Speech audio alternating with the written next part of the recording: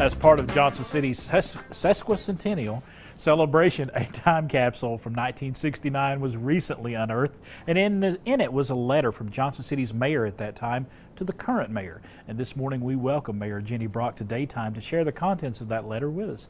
Jenny, thanks for being here. Well, good morning, Chris, and thanks for having me. And I think we all knew that the letter was in there, but you were kind of there were some things in there that kind of jumped out at you when you started reading. It did, Chris, and I really wanted to share it with the citizens this morning. Yeah. We opened it up a week ago Saturday. I didn't read the whole thing because it was a little more lengthy. Right. But it's great to share it, and really honestly, it also made for me, being mayor of Johnson City during our Sesquicentennial celebration, it's a great privilege and honor. And I will write a letter that will go into our time capsule that will be buried in December of this year to the mayor of 2069. Kind of already formulating what you're going to put in there? I'm getting a good idea, yes. Okay, good deal. Yeah. But the letter actually starts off kind of a humorous way. Well, this is a letter from Mayor Charles Gordon at that time in 1969, and it says, a special letter to the mayor of Johnson City in the year 2019. Today. And it starts,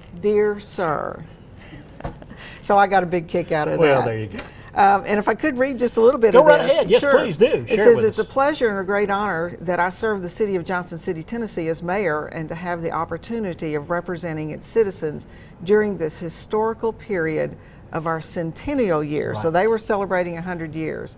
It's been my privilege to proclaim this day of December 1st, 1969 as the official birthday of our city and to participate in the ceremonies governing the burying of the crypt, which will contain this letter and other documents and items pertaining to the function of city government.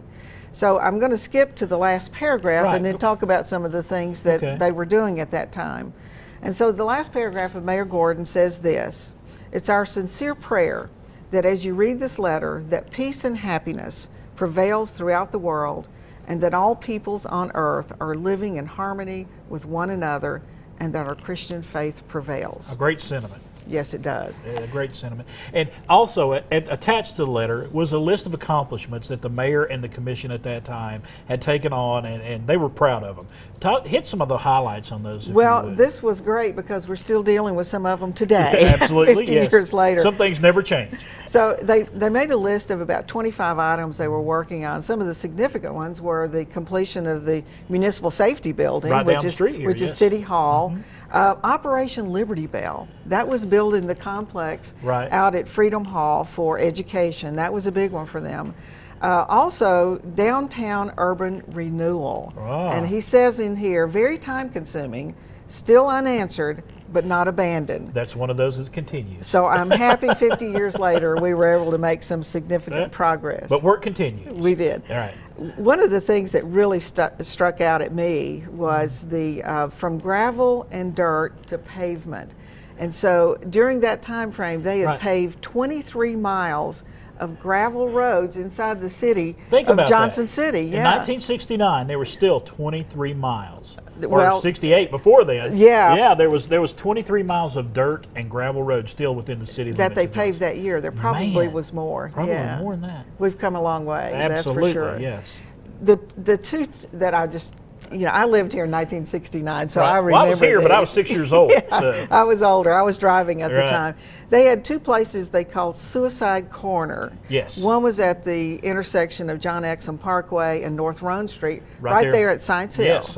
And so they corrected that by putting a traffic light in, which is great. Took care of that problem. And the other side, Suicide Corner number 2, was at Oakland and Iris Avenue. Yes. Which they rebuilt that intersection. Yes. So making things safe.